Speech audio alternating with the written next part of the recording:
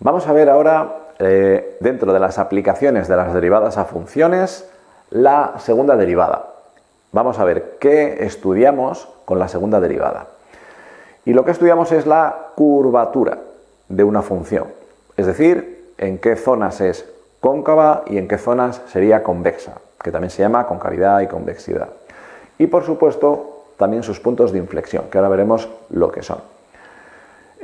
Lo primero que tenemos que hacer es aclarar el concepto de qué es cóncavo y qué es convexo. Entonces, para eso acudimos aquí y fijaros, esto no hace falta que lo memoricéis ni mucho menos, pero bueno, simplemente porque os suene el concepto. En principio, para saber si una función es cóncava o convexa en una zona determinada, en un intervalo de puntos, como por ejemplo este, pues puedo coger dos puntos cualquiera y hacer una recta, un segmento entre los dos, que sería el segmento azul que tengo yo aquí. Podría ser este caso o este caso. Cojo dos puntos cualquiera y hago un segmento. Si entre esos dos puntos la función queda por encima del segmento, como este caso, entonces digo que es cóncava. Pero si la función queda por debajo de ese segmento, entonces digo que es convexa. Esto, obviamente, nosotros entendemos así el concepto. Podéis sencillamente, que es más intuitivo y más sencillo de recordar, asociar cóncava a montaña y convexa a valle. De esa manera a lo mejor lo recordáis más sencillamente, ¿no? Bien. Para nosotros, no obstante, como esto lo vamos a hacer analíticamente, no gráficamente, aunque nos sirva luego para hacer una gráfica, el criterio va a ser que una función va a ser cóncava en un punto cuando la derivada segunda sea negativa, me dé un número negativo. Y será convexa en un punto cuando f segunda de ese punto sea positiva, mayor que 0. Todo eso vamos a verlo un poco aquí en una especie de detalle gráfico sencillo. Imaginad una función cualquiera, tenemos una f de x cuya gráfica podría ser esta que tenemos aquí. Y yo aquí os he marcado unos cuantos puntos, A, B, C, D. Y ahora vamos a estudiar en estos puntos qué sucede. Fijaros, esta función, digamos que tiene dos curvaturas. Tened en cuenta que solamente existen dos tipos de curvatura en una función. Podríamos llamar una curvatura hacia abajo y una curvatura hacia arriba. No importa si esa curvatura es, digamos, muy suave, es decir, no es necesario que sea una curva tan pronunciada como estas. Cualquier curva, aunque sea muy sencilla, tiene la curva, tiene el radio por encima o el radio por debajo de la curva. Y eso es lo que me indica a mí si es cóncava o convexa, ¿no? Y ahora fijaros, por ejemplo, aquí hasta un punto determinado sería cóncava y ahí sería convexa. Y luego vuelve a ser cóncava. Entonces, yo cojo el punto C, por ejemplo, y hago, bueno, voy a calcular f segunda de C. Yo siempre empezaré por la segunda derivada y sustituyendo ese punto en la segunda derivada me dará un resultado positivo o negativo. En el punto C, por ejemplo, me daría negativo y eso me indicaría que la función es cóncava en ese punto. Me voy a saltar el punto A y el B, voy a hacer los azules. El punto D, si hago su segunda derivada, hago la segunda derivada de la función y sustituyo el punto D, me quedaría un resultado negativo. ¿Por qué? Positivo, porque la función es convexa en este punto. Y por contra, en el punto E, la segunda derivada volvería a ser negativa porque la función vuelve a ser cóncava. Ahora bien, fijaros, ¿qué sucede en los puntos A y B que son un poco especiales? Vale, pues lo que sucede es que si yo tengo una zona de una función que tiene una curvatura hacia abajo, que es cóncava, y luego cambia, ¿en qué momento, en qué punto cambia esa concavidad a convexidad o viceversa? Pues en esos puntos donde cambia se les denomina puntos de inflexión. Serían aquellos puntos donde yo tengo una especie, un radio de curvatura en el que estoy haciendo una curva y en un momento dado tengo que cambiar ese radio de curvatura para hacer la otra curva. Ese sería el punto de inflexión, que en este caso son A y B. ¿Y qué sucede en esos puntos? Pues que si yo hago la segunda derivada y la sustituyo aquí, me va a dar 0 en los dos casos. Es decir, la función no es ni cóncava ni convexa. No es ni mayor ni menor que 0, es justo 0. Pues eso me determina los puntos de inflexión. ¿Qué tengo que hacer yo cuando haga un ejercicio? Pues lo primero que tengo que hacer siempre es empezar por los puntos de inflexión, porque yo no voy a ponerme a estudiar todos los puntos de la función, sino que tendré que tener algún criterio que me indique cuál es la forma más lógica para trabajar lo menos posible. Y eso me indica que si yo en una función hago f segunda de x y la igualo a 0, al final, esto es una ecuación igualada a 0, que tendrá, en principio, puede tener una solución, puede tener dos, ojo, porque también podría no tener ninguna solución, por supuesto, pero supongamos que tiene una solución. Por ejemplo, imaginad que la derivada segunda de x se hace 0 en un punto, en el punto 2, por ejemplo. Esto me indicaría que probablemente en el 2 tendremos un punto de inflexión y eso significa que la función solo cambiaría de curvatura en ese punto, es decir, solamente tiene dos zonas. Antes de ese punto sería siempre cóncava o siempre convexa y después lo contrario, pero solamente tendría dos tipos de curvaturas en todo su dominio. Entonces, ¿qué vamos a hacer nosotros? Que lo vais a ver ahora aquí con el ejemplo. Pues yo hago siempre la ecuación f segunda de x igual a 0, de ahí intento sacar si existen puntos de inflexión y a partir de ahí determino en los intervalos que me marquen esos puntos cómo es la función. Antes de pasar al ejemplo, mucho ojo. Si una función tiene asíntotas verticales, pasa lo mismo que habíamos estudiado con la derivada primera.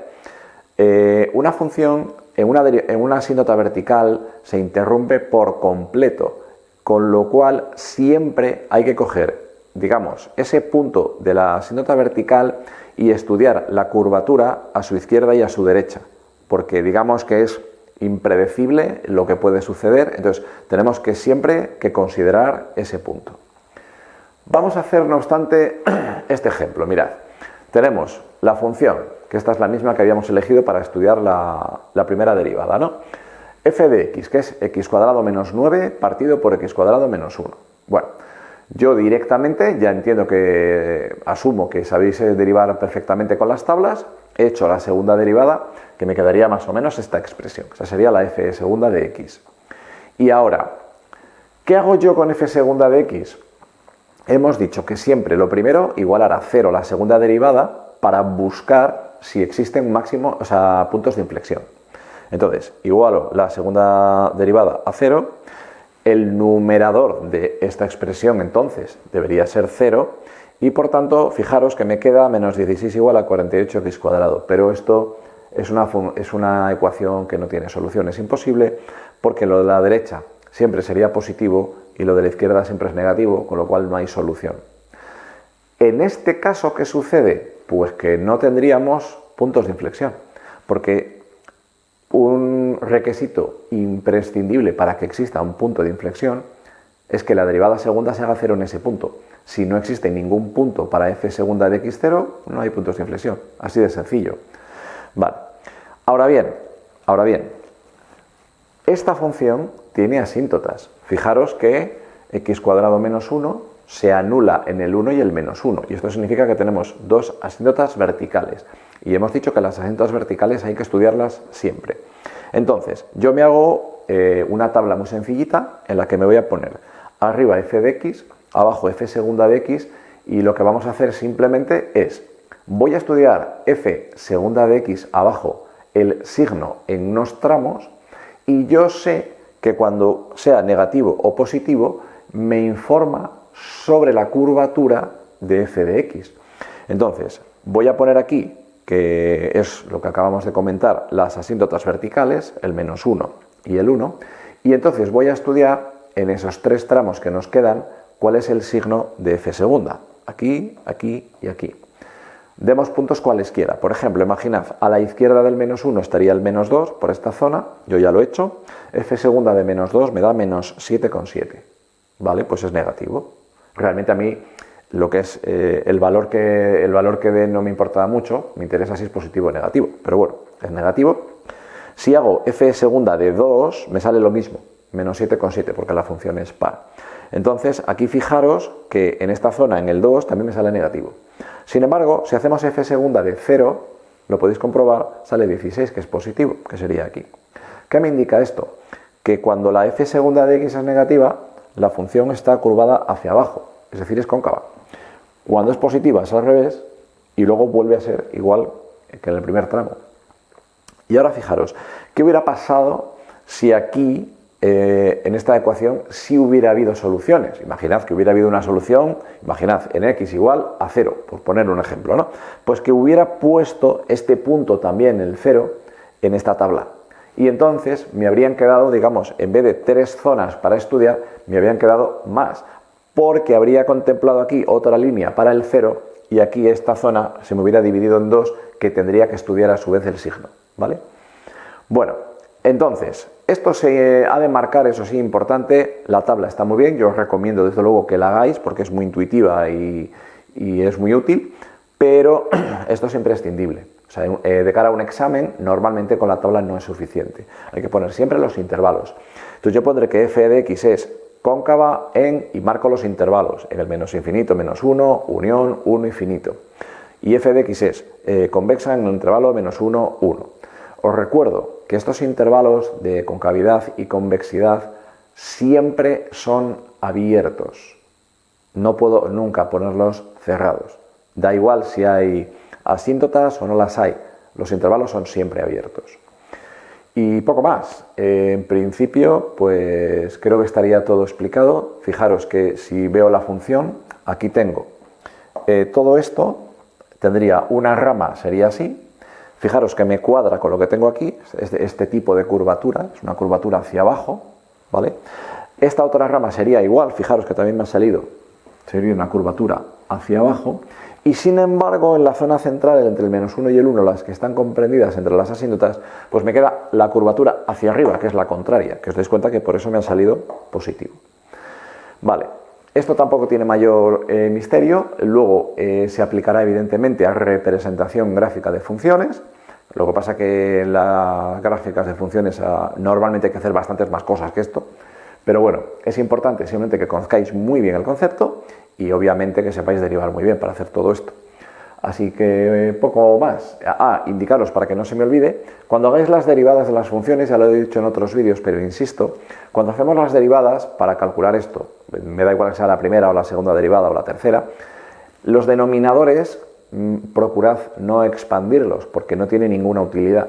Es decir, lo único que hacen es me hacen perder tiempo, cuentas y tal. Entonces esto siempre se queda como si hay cuadrados, cubos, cuartas.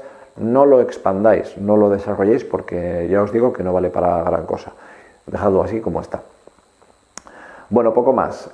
Con esto más o menos hemos terminado con las aplicaciones de las derivadas, ojo, aplicadas a funciones, y a continuación tendríamos que ver ejercicios de optimización, que es un tema realmente interesante. Es similar, pero bueno, tienen textos, enunciados, problemas un poco más curiosos. Ya lo veremos.